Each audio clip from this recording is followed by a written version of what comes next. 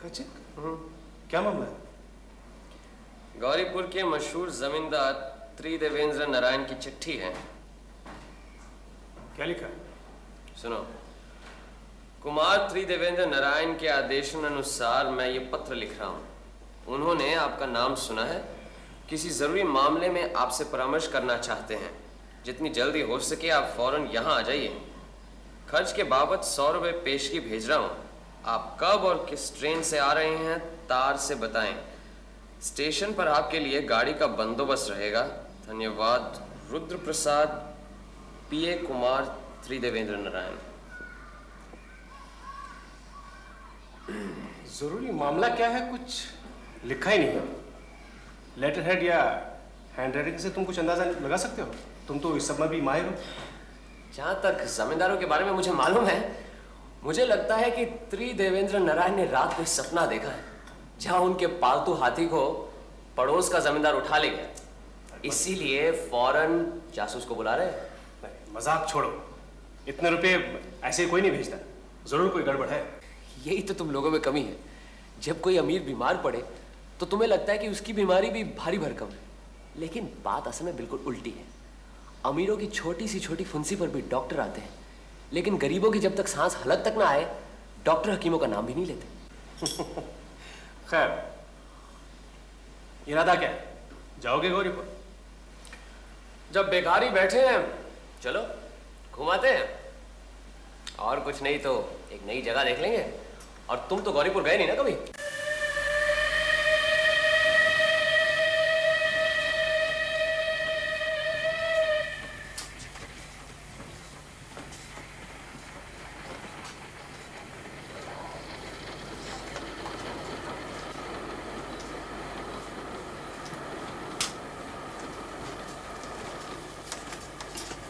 पान लीजिएगा?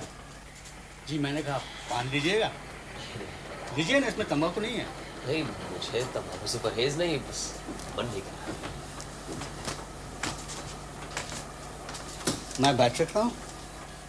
आप ये पान नहीं खाते।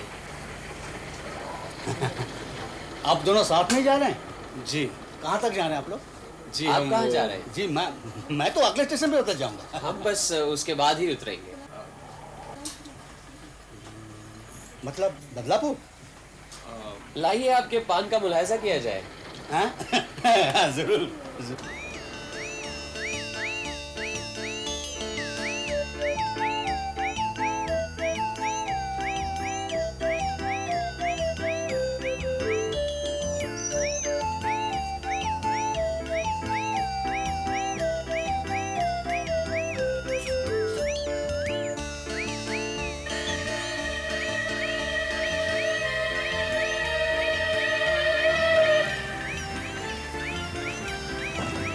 अरे, वो पान वाला आदमी तो दूसरे कंपार्टमेंट में चढ़ गया, यही ना?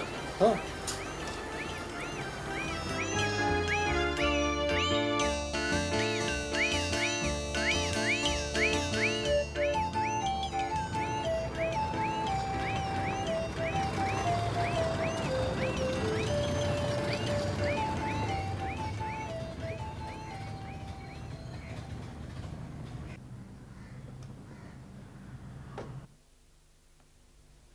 वाह भाई, क्या आलीशान बंगला है। हाँ। मैं कुमार त्रिदेवेंद्र नारायण का प्राइवेट सेक्रेटरी हूँ, रुद्र प्रसाद। मैंने ही आपको चिट्ठी लिखी थी। अच्छा। रास्ते में कोई तकलीफ तो नहीं हुई? जी नहीं। रघुवीर, सामान ले आओ। आइए। आप ही व्योमकेश बाबू हैं? जी हाँ, अजीत कुमार बैनर्जी, ये मेरे मित्र, सहयोगी और भविष्य में मेरी जीवनी लेखक।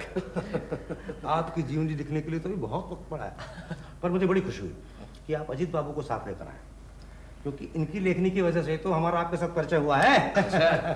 धन्यवाद।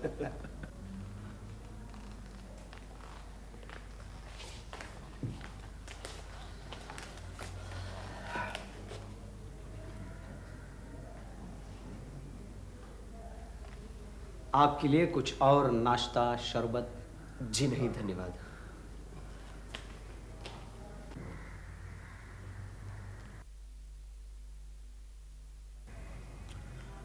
जिस काम के लिए आपको यहाँ आने की तकलीफ दी, वो काम जितना गंभीर है उतना ही उसे गुप्त रखने की जरूरत है। इसलिए सब कुछ बताने के पहले आपको वचन देना होगा कि मैं जो कुछ भी कहूं वो बात हम तीनों के बीच ही रहे। बताइए, किस तरह का वचन लेना होगा? नहीं नहीं, लिखा पढ़ी पूजा पाठ की कोई जरूरत नहीं, आपने कह दिया इतना ही काफी है। अच्छा, अगर घुमा फिरा कर कहानी के रूप में कुछ लिखें तो? जी नहीं, घरेलू मामले की कोई भी बात किसी भी तरह घर के बाहर नहीं जानी चाहिए। आप बेफिक्र रहिए, हम दोनों किसी को कुछ नहीं कहेंगे। हमारी परंपरा के अनुसार बहुत दिनों से हम हीरे जवाहरात इकट्ठे करते आ रहे हैं, ये शायद आपको नहीं मालूम। कुछ कुछ मालूम है। सुना है आपके खानदान में एक अनमोल हीरा है, सीमांत हीरा, और इस तरह का हीरा पूर्व भारत में और कहीं नहीं है। आपको मालूम है? तो आपको यह भी मालूम होगा कि पिछले महीने कलकत्ता में जो हीरे जवाहरात की प्रदर्शनी हुई थी उसमें हमारा सीमांत हीरा भी था। जी मालूम तो है, लेकिन उस वक्त मैं कलकत्ता में नहीं था, इसीलिए प्रदर्शनी में हीरा देखने का मौका नहीं मिला। फिर कभी देखने का मौका मिले या नहीं ये तो नहीं कह सकता। क्यों? सीमांत हीरा चोरी हो गया है। चोरी हो गया? जी, इसीलिए आपको यहां बुलाया है। आपको शुरू से बताता हूं, हमारी जमींदारी बहुत पुरानी है। अंग्रेजों से पहले पठान बादशाहों के समय हमारे पूर्व पुरुषों ने ये जमींदारी हासिल की थी। कैसे हासिल की थी ये बताने में अभी कोई हर्ज नहीं है। हमारे पूर्वज जबरदस्त डाकुओं के गिरोह के सरदार थे। अपने बाहुबल से उन्होंने संपत्ति इकट्ठी की और बाद में बादशाह से सनत के तौर पर जमींदारी पर अख्तियार जमा लिया। वो बादशाही सनत अब भी हमारे पास है और तब से ही सीमांत हीरा हमारे वंश में है। कहते हैं जब तक वो हीरा हमारे वंश में रहेगा हमारा कोई नुकसान नहीं होगा, और अगर किसी भी तरह वो हीरा चला गया तो एक पीढ़ी के अंदर ही हमारा वंश खत्म हो जाएगा। बड़ा लड़का ही जमींदारी का उत्तराधिकारी होता है। यही परंपरा हमारे वंश की भी है। छोटों को भरण पोषण मिलता है। 2 साल पहले हमारे पिताजी के गुजरने के बाद सारी जमींदारी मुझे मिली। मैं उनकी एकमात्र संतान हूँ। मेरे एक चाचा भी हैं, पिताजी के छोटे भाई। जमींदारी से उन्हें 3000 माहवारी दी जाती है। लेकिन हीरे की चोरी कैसे हुई? वही बताता हूँ। हीरों की प्रदर्शनी में मैं खुद स्पेशल बोगी बुक कराकर सीमांत हीरा कलकत्ते ले गया था। नुमाइश का इंतजाम सरकार के जिम्मे था, इसलिए चोरी के डर की कोई बात ही नहीं थी। इसके अलावा हीरा जिस ग्लास के केस में रखा था उसकी चाबी सिर्फ मेरे पास थी। नुमाइश 7 दिन चली। 8वें दिन वो हीरा लेकर मैं वापस यहाँ आ गया। यहाँ आकर पता चला हीरा तो चोरी हो गया, और उस हीरे के बदले जो लेकर आया था वो कांच का टुकड़ा था, जिसकी कीमत शायद 200 भी नहीं। चोरी का पता लगने के बाद सरकार को या फिर प्रदर्शनी वालों को या पुलिस को खबर नहीं दी? नहीं। क्यों? खबर देकर कोई फायदा नहीं होने वाला था, क्योंकि चोरी होने के साथ साथ ये पता लग गया था चोरी किसने की है। किसने की? हमारे चाचा ने। जिन्हें आप हर महीने 3000 रुपए भेजते हैं। जी, इसीलिए तो खबर नहीं की। मैं नहीं चाहता हमारे पारिवारिक कलंक को लेकर अखबार में टीका टिप्पणी हो। अच्छा, आपके चाचा रहते कहाँ हैं? कलकत्ता में। आपने उनका नाम सुना होगा, मशहूर शिल्पी और वैज्ञानिक सर दिगेंद्र नारायण राय। ऐसी बहुमुखी प्रतिभा हमारे देश में कमी है। ऐसे प्रतिभाशाली पुरुष और चोरी? हमारे चाचा की निगाह इस सीमांत हीरे पर हमेशा से थी। इस हीरे की कीमत क्या होगी? कीमत की वजह से नहीं, रुपया पैसा तो हमारे चाचा के पास बहुत है, शायद हमसे भी ज्यादा। और हमने भी कभी उस हीरे की कीमत जानने की कोशिश नहीं की। ग्रह देवता की तरह वो हीरा हमारे लिए अमूल्य है। जब हमारे पिताजी जिंदा थे तब भी हमारे चाचा ने हीरा उनसे मांगा था, उन्होंने नहीं दिया। पिताजी के गुजर जाने के बाद उन्होंने मुझसे भी मांगा। देखो बउआ, तुम मुझे हर महीना जो 3000 भेजते हो उसकी मुझे कोई ज़रूरत नहीं। तुम्हें चाहिए तो मैं तुम्हें 5000 महीना भेज सकता हूँ जब तक मैं जिंदा हूँ। सीमांत हीरा मुझे चाहिए। उस दिन के बाद से आज तक न चाचा से बातचीत हुई न मुलाकात। हीरा लेकर जब कलकत्ता से वापस आया तो उनकी एक चिट्ठी मिली। वो चिट्ठी आपको दिखाता हूँ।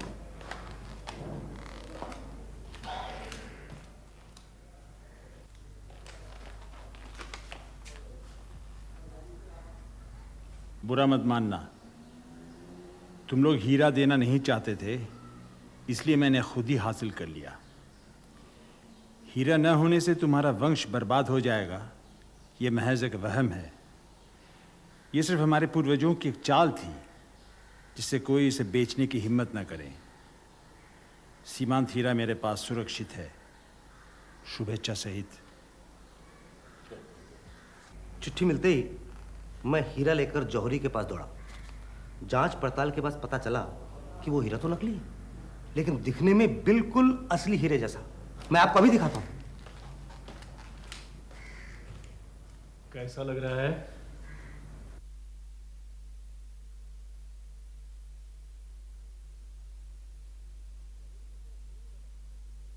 जौहरी के सिवा कोई नहीं बता सकता कि हीरा नकली है।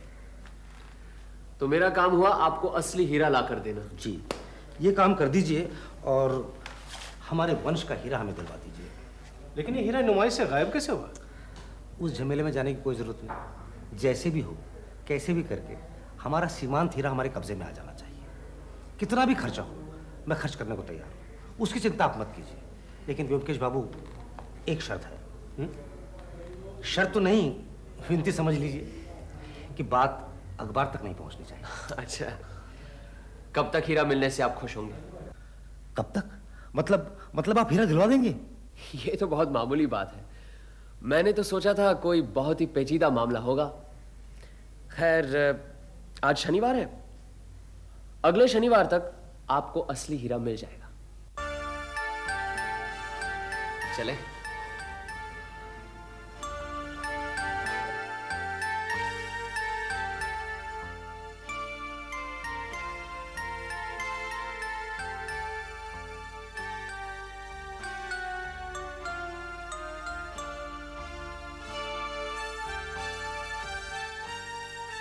सर, दिगेंद्र का बंगला यही है? हाँ यही है, उधर जाइए। अच्छा।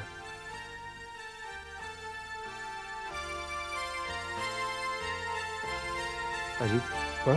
हर चीज ध्यान से नोट करना। ठीक है। नौकरी के लिए आया? हाँ। भी इधर जाओ।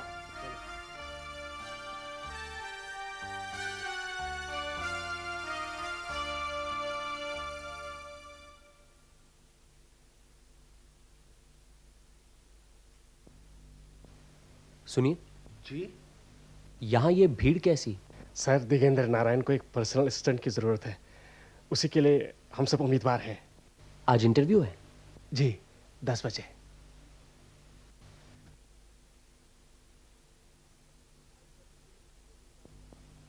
आज सर दिगेंद्र किसी जरूरी काम से बाहर जा रहे हैं, इसलिए आज का इंटरव्यू कल होगा, इसी वक्त ठीक 10 बजे। अगर आप लोगों ने अपनी एप्लीकेशन नहीं दी है तो हमें दे सकते हैं।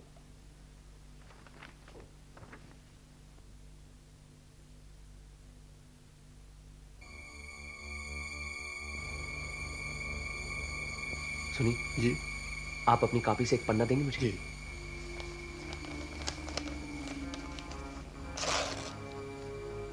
एक और प्लीज। किस लिए?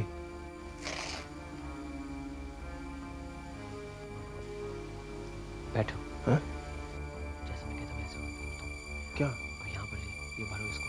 एप्लीकेशन? हाँ, पर्सनल सेक्रेटरी के हाँ? लिए एप्लीकेशन। लिखते जाओ। लेकिन इसका क्या फायदा? और अपना नाम जितेंद्र नाथ लिख दो। जितेंद्र नाथ क्यों? हाँ, लिख दो तो बाद में बताऊँ। हाँ, ऐसे।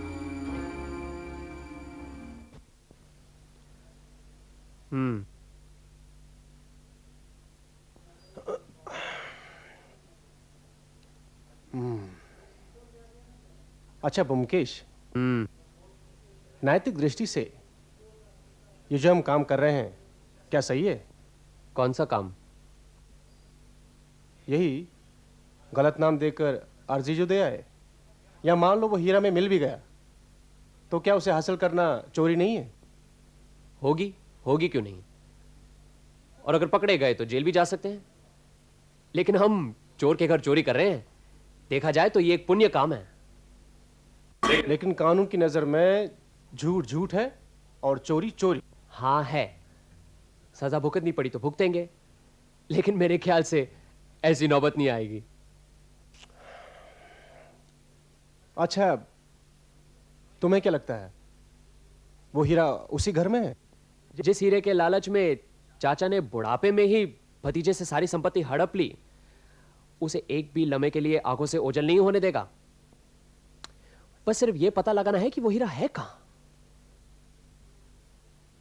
अच्छा, मान लो हमने जो 2 अर्जियां दी हैं, अगर वो बेकार हों और काम किसी और को मिले तो? हमें सुनहरा मौका मिला है, उसका फायदा उठाना चाहिए। हमने जो क्वालिफिकेशंस लिख दी हैं, शायद वो दूसरों में ना हो, इसलिए नौकरी हम दोनों में से किसी को मिलनी चाहिए। कहीं ऐसा ना हो दोनों को मिल जाए। और अगर न भी मिले तो सर दिगेंद्र के साथ 10-15 मिनट बाद का मौका मिल जाएगा, वो भी काफी है। लेकिन एक बात याद रखना कि कल इंटरव्यू में तुम्हारा नाम जितेंद्र नाथ है और तुम्हारा निखिलेश।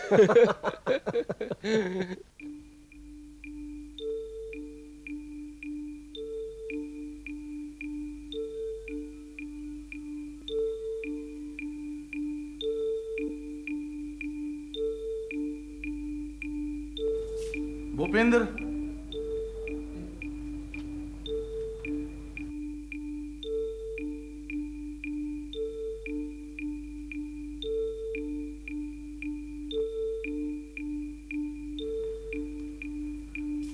जितेंद्र नाथ और निखिलेश,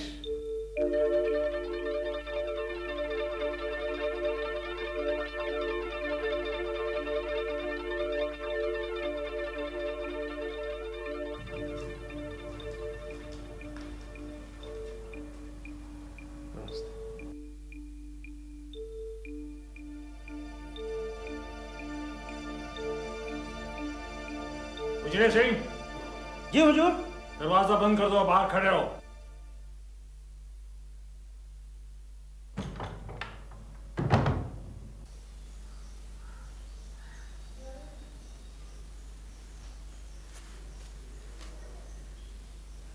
निखिलेश किसका नाम है?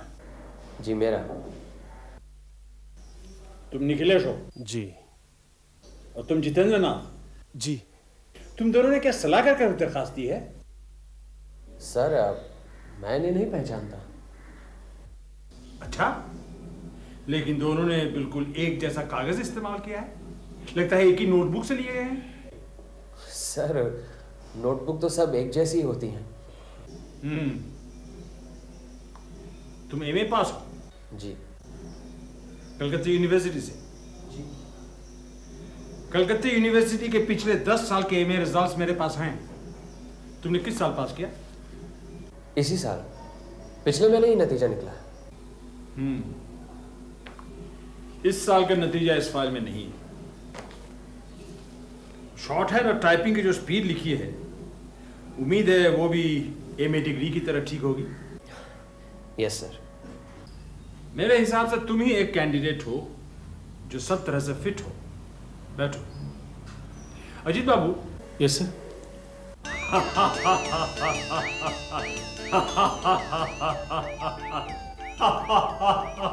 बैठो अजीत, बैठो। शर्माने की कोई जरूरत नहीं। मैंने तुम दोनों को पकड़ लिया है। सर दिगेंद्र नारायण को धोखा देने की धृष्टता देखकर मुझे मजा आ रहा है। और ब्योमकेश, तुम ऐसा एक बचकाना काम करोगे ये उम्मीद नहीं थी। तुम्हारी उम्र ज्यादा नहीं, लेकिन देखकर तो लगता है भेजे में बुद्धि है। और ब्रेन मैटर 50 आउंस तो है ही। लेकिन सर ब्रेन मैटर से क्या होता है? सब निर्भर करता है कन्वोल्यूशन पर। हालांकि कूट बुद्धि, इंट्यूशन, हठधर्मी, ये सब तो पर्याप्त है। और रीजनिंग पावर भी डेवलप लगता है। इंटेलिजेंट कहा जा सकता है, क्यों?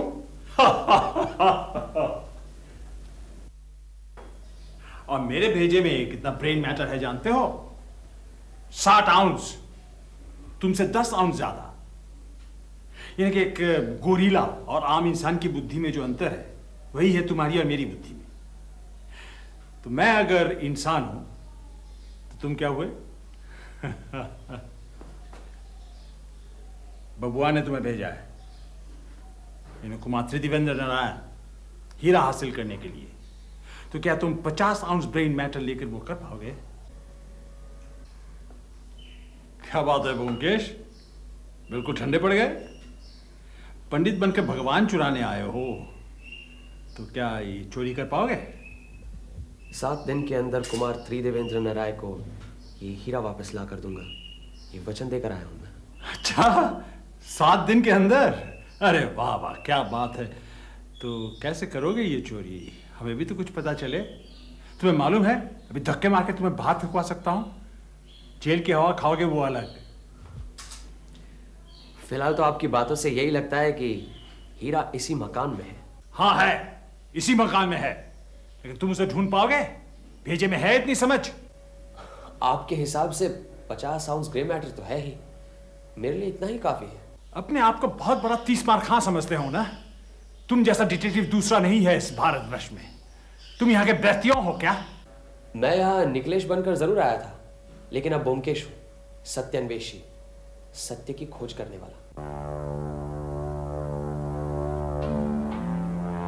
सत्यान्वेषी, चलो ठीक है, देखते हैं कौन कितने पानी में है। इस घर में तुम्हें पूरी आजादी है, जहां चाहो जाओ, कोई नहीं रोकेगा।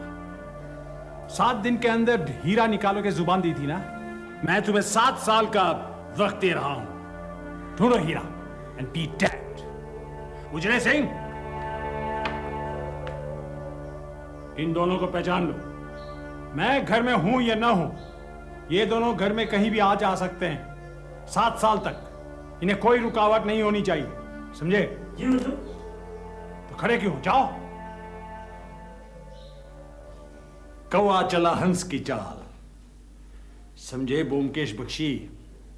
जिंदगी गुजर जाएगी मगर वो चीज तुम्हें नहीं मिलने वाली। मगर एक शर्त है, इस घर में तस्वीरें, स्कल्पचर, क्यूरियोस चारों तरफ बिखरे हुए हैं। हीरा ढूंढने के उत्साह में ये चीज को कोई नुकसान पहुंचा, टूटा या गिरा, तो उसी वक्त मैं धक्के मार के तुम्हें बाहर निकाल दूंगा। मंजूर? मंजूर है। और कुछ? फिलहाल तो कुछ नहीं। सर, मुझे एक बात जानने की बड़ी उत्सुकता हो रही है। आपको कैसे पता चला कि हम ब्योमकेश और अजीत हैं? उजले सिंह, सचिन को बुलाओ। जी हुजूर। क्यों Byomkesh Bakshi, as detective of India, इनके सवाल का जवाब दे सकते हो? नमस्कार सर, नमस्कार नमस्कार। इनसे मिलिए, ब्योमकेश बख्शी, अजीत बैनर्जी। हम मिल चुके हैं सर।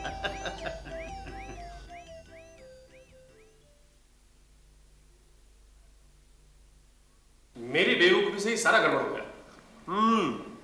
तुमसे बेवकूफी हुई जरूर है, लेकिन बुड्ढे को हमारे बारे में पहले से मालूम था। कुछ भी कहो, खूब उल्लू बनाया हमारा। बुड्ढे की भी एक कमजोरी मेरी पकड़ में आ गई है।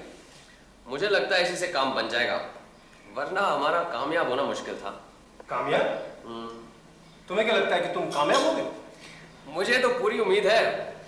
हाँ, अगर बुड्ढा धक्के मारकर हमें घर से बाहर निकालता तो बात और होती, लेकिन अब उसकी कमजोरी पकड़ में आ गई है, उसी से हम अपना काम पूरा कर लेंगे। अरे कैसी कमजोरी? मुझे तो कोई कमजोरी नजर नहीं आई, बल्कि लगा बुड्ढा तो लोहे की तरह सख्त, ताकतवर और पुख्ता है। कमजोरी है, बहुत तगड़ी कमजोरी है, और इसी की वजह से हमें अपना रास्ता निकालना है। अक्सर देखा है कि बड़े लोगों में ये कमजोरी ज्यादा नजर आती है। जो जितना ज्यादा अक्लमंद होता है ना, उससे 4 गुना ज्यादा उसमें अक्लमंद होने का घमंड होता है। इसीलिए अक्लमंद होते हुए भी वो बेवकूफ बन जाते हैं। साफ साफ बताओ, मामला क्या है? सर दिगेंद्र नारायण को अति बुद्धिमान होने का काफी घमंड है। मैंने सोचा क्यों ना उनके घमंड पर वार किया जाए, और वही मैंने किया। बुड्ढे ने भपके में आकर घर में घुसने की आजादी दे दी। इससे अपना आधा काम तो हो गया, बाकी क्या बचा? हीरे को ढूंढ निकालना, वो भी हो जाएगा। तुम क्या फिर वहां जाओगे? अरे जाएंगे क्यों नहीं, यही तो सुनहरी मौका है। मौके का फायदा नहीं उठाएंगे? आप गए तो वो बेटा उजले सिंह पेट में खुखरी घुसा देगा। मैं नहीं जाने वाला। अरे ये कैसे हो सकता है? एक साथ मैदान में उतरे हैं, साथ ही चलेंगे। हाँ?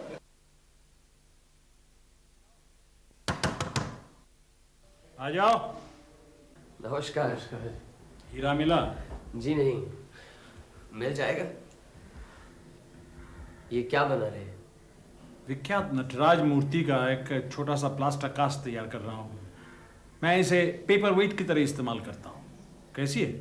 बहुत अच्छी है। असली मूर्ति पत्थर की है या? मैंने संगमरमर की एक 10 फुट ऊंची मूर्ति बनाई है। फिलहाल वो पेरिस में है। पेरिस में? Louvre museum. क्या मैं इसे देख सकता हूँ? देखो। इसे आप खुद ही मोल्ड करते हैं? और कौन करेगा? क्या ये बाजार में मिलती है?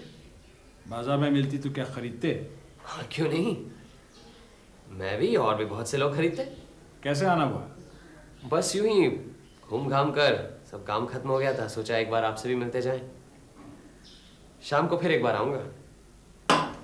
बड़े बेवकूफ किस्म के आदमी हो जी। अभी टूट जाता तो? कोई भी चीज टूटी तो उसी वक्त घर से निकाल दूंगा। जी मुझे बहुत अफसोस है। I am so sorry. आइंदा सावधानी बरतूंगा। ये सब नाजुक कलाकृतियां हैं, इन्हें कोई अनाड़ी की तरह हाथ लगाने से मैं आग बबूला हो जाता हूँ। जी आपका कहना बिल्कुल ठीक है। I am sorry again. अच्छा तो चलते हैं। क्या क्या अभी आए अभी चल दिए? नहीं, एक जरूरी काम याद आ गया। इंपीरियल लाइब्रेरी जाना है। तो शाम को आ रहे हो ना? जी जरूर। ठीक है, आगे चाय पीने हमारे साथ। जी थैंक यू। नमस्कार।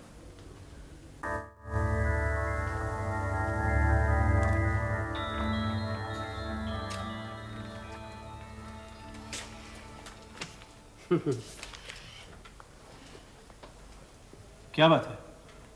प्लास्टर कास्टिंग के बारे में क्यों पढ़ रहे हो? तुम्हें तो मालूम है मेरी दिलचस्पी हर चीज में होती है। लेकिन कोई बात तो होगी। सर दिगेंद्र ने ठीक ही कहा था।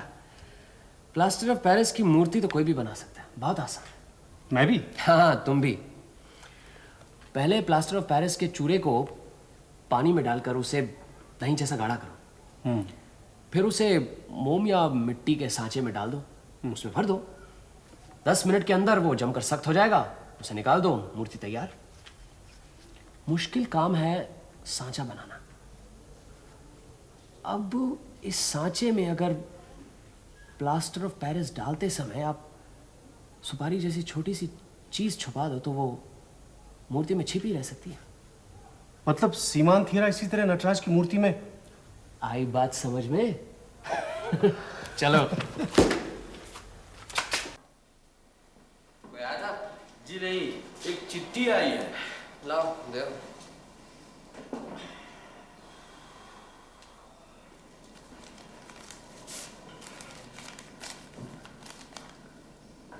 अरे गौरीपुर से त्रिदेवेंद्र नारायण आ गए हैं, ग्रैंड होटल में है।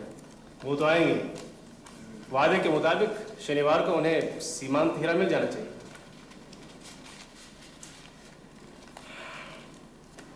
क्या सोच रहे हो? अगर सर दिगेंद्र को पता चल गया कि कुमार बहादुर आ गए हैं, कहीं ऐसा ना हो हमें अपने घर के अंदर घुसने न दें। अरे इतने दिनों से घर के कोने कोने की तलाशी ले रहे हो, अब बाकी रह ही क्या गए? मुझे यकीन होता जा रहा है कि वो हीरा सर दिगेंद्र की बैठक में ही कहीं है। मैंने गौर किया, बुढ़ा जहां भी हो उसकी नजर हमेशा टेबल पर ही रहती है। चलो खा पी के सोते हैं, आज तो बहुत थक गए। अजीत, मुझे लगता है वो हीरा नटराज मूर्ति के अंदर छुपा कर रखा है। अरे तुमने देखा नहीं किस तरह से मूर्ति मेरे हाथ से ले ली? कल तो किसी भी तरह उस मूर्ति को जाकर हासिल करना है। लगता है मुझे इस मूर्ति से प्यार हो गया है। कल सारी रात इसकी याद में नींद नहीं आई। सच। ओमकेश, तुम्हारे मन की बात मैं जानता हूं, मुझसे कुछ छुपा नहीं सकोगे। इस मूर्ति के लिए रात भर नींद नहीं आई तो जाओ, आज से ये मूर्ति तुम्हारी, मेरी तरफ से तोहफा। अब तो खुश? ये नाजुक और कीमती है, संभाल के रखना, कहीं टूट ना जाए। बहुत बहुत धन्यवाद सर दिगेंद्र, आपका तोहफा सर आंखों पर। 6 दिन तो हो गए, कल भी आओगे क्या? हाँ, बस कल ही का दिन तो बाकी है।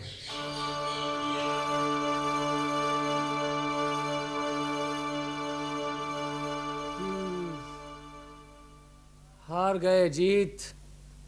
क्या बात है? मेरी कुछ पल्ले नहीं पड़ रहा।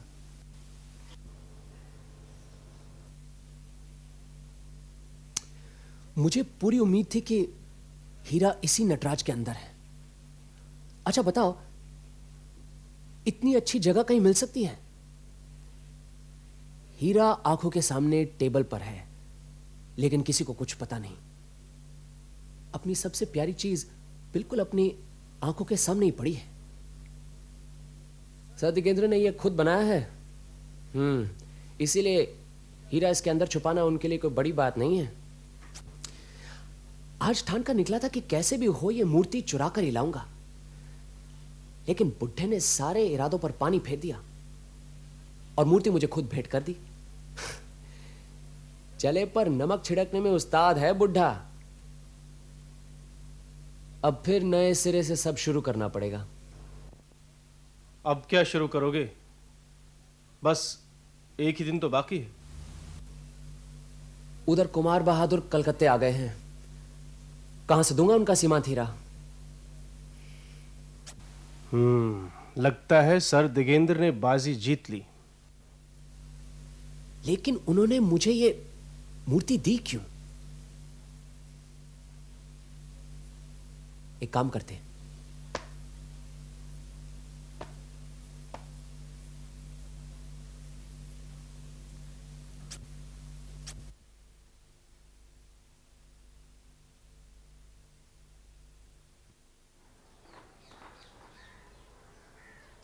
कैसे हो उजरे सिंह? ठीक है साहब। आज हम तुमसे मिलने आया। कितने दिनों से हो यहाँ तुम? साहब बोला आप लोग को अंदर बैठने के लिए। तुम क्या कभी अपने मुल्क जाता नहीं? किधर है मुल्क को, नेपाल या दार्जिलिंग? साहब बोला आप लोग को चाय पिए तो हम देंगे, आप अंदर बैठिए। अच्छा लाओ, तुम्हारा एक बीड़ी दो। बीड़ी हम नहीं पीता साहब, आप अंदर बैठिए। साहब अभी आ जाएंगे, बाहर गया। तुम्हारे साहब अंदर नहीं है? नहीं, लेकिन अभी आ जाएंगे। आप लोग को बोला साहब अंदर बैठने के लिए।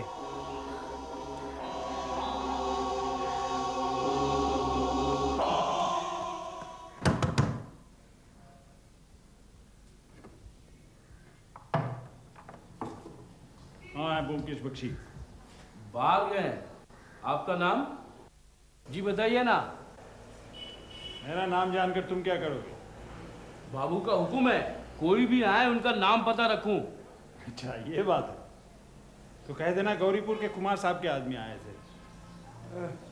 एक गिलास पानी लाना, दवा लेनी है।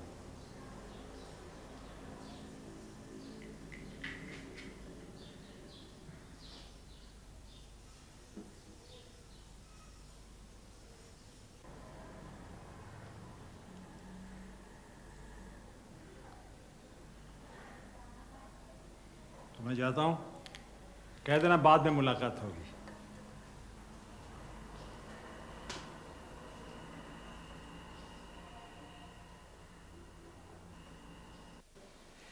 अरे बूटी राम, तुमने तो बहुत अच्छा काम किया है। अजीत, तुम्हें जानकर ताजुब होगा, पूरे एक दिन 24 घंटों तक वो सीमांत हीरा इसी टेबल पर था। खैर अब तो पता चल गया है हीरा कहाँ है। लेकिन तुमने उन्हें ले क्यों जाने दिया? कोई बात नहीं, अब पता जो चल गया है कि असली चीज कहाँ है। Grand hotel, Kumar three Devendra को दीजिए। कहिए ब्योमकेश बात करना चाहते हैं। हाँ कुमार बहादुर जी, ब्योमकेश, कल सुबह 10 बजे तक आपको अपना सीमांत हीरा मिल जाएगा। नहीं नहीं, आप 12 बजे की गाड़ी से ही जा सकते हैं। हाँ, 11 बजे आप आराम से होटल से निकल जाइए, मैं उसके पहले ही आ जाऊंगा। 100%। जी हाँ, निकल पड़िए जी। Bye bye.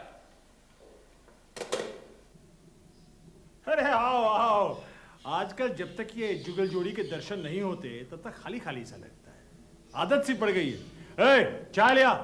आपको 7 दिनों से काफी परेशान किया हमने, बस यही कहने आया था, हम कल से नहीं आएंगे। जिंदगी में हार जीत तो होती रहती है। आपको जरूर मालूम होगा, आपके भतीजे साहब ग्रैंड होटल में ठहरे हुए हैं। मैंने उनसे भी कह दिया है, उन्हें यहाँ और ठहरने की जरूरत नहीं। बस आज उनसे भी विदा ले लूंगा। चलो अच्छा हुआ, सुबह का भूला शाम को घर तो आ गया। और बबुआ से भी कह देना कि अपने समय बेकार में बर्बाद ना करे। जी जरूर कहूंगा। आपकी ऐसी ही दी हुई सौगात मैंने अच्छी तरह संभाल के रखी हुई है। आपकी मधुर याददाश्त के हिसाब से ये मेरे लिए एक बहुमूल्य तोहफा है। हमारे यहाँ इतने दिन लगातार आकर तुम्हारी दिलचस्पी शिल्प कला की तरफ बढ़ी है, ये जान के मुझे बड़ी खुशी हुई। इतने दिनों तक कला और संस्कृति की तरफ तो मेरी कोई दिलचस्पी ही नहीं थी, लेकिन आपके संपर्क में आकर कला का जो रस मिला है वो जिंदगी भर याद रहेगा। वो चित्र भी आपका मुझे बहुत अच्छा लगता है। ये चित्र मैंने 20 साल पहले बनाया था। अच्छा, अब आपसे विदा लेता हूँ। आपसे मिलकर मुझे फायदा ही हुआ है। कभी जरूरत पड़े तो जरूर याद कीजिएगा। मैं सत्यान्वेषी हूँ, सत्य की खोज करना मेरा पेशा है। आपके सामने हाजिर हो जाऊंगा। अच्छा सर, नमस्कार। चलो जी, नमस्कार।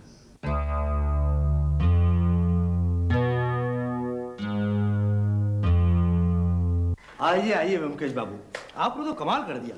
कहाँ है हमारा सीमांत हीरा? ये लीजिए।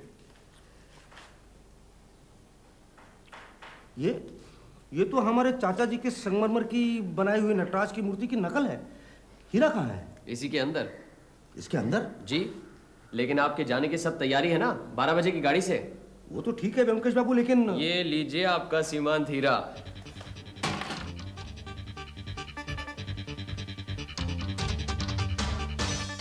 हाँ, यही हमारा सीमांत हीरा है। तुम्हें कैसे पता चला कि हीरा इसी मूर्ति में है? सर, दिगेंद्र भी भाप गए थे कि मुझे पता चल गया, इसीलिए हमारे आंखों में धूल झोंकने के लिए उन्होंने मुझे मूर्ति दी।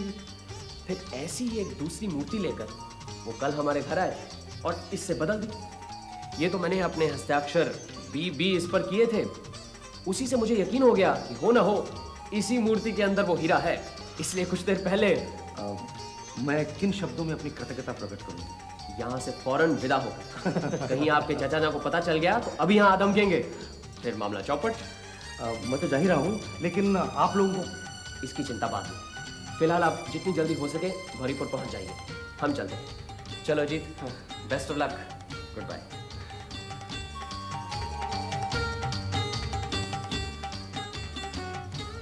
अजीत, ये देखो, लो ये पढ़ो। प्रिय ब्योमकेश बाबू, आपकी कृतज्ञता के जवाब में जो कुछ भेज रहा हूँ वो आपकी प्रतिभा के सामने कुछ नहीं है।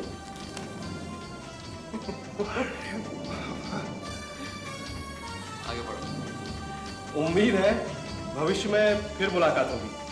अजीत बाबू को भी मेरा धन्यवाद दीजिए।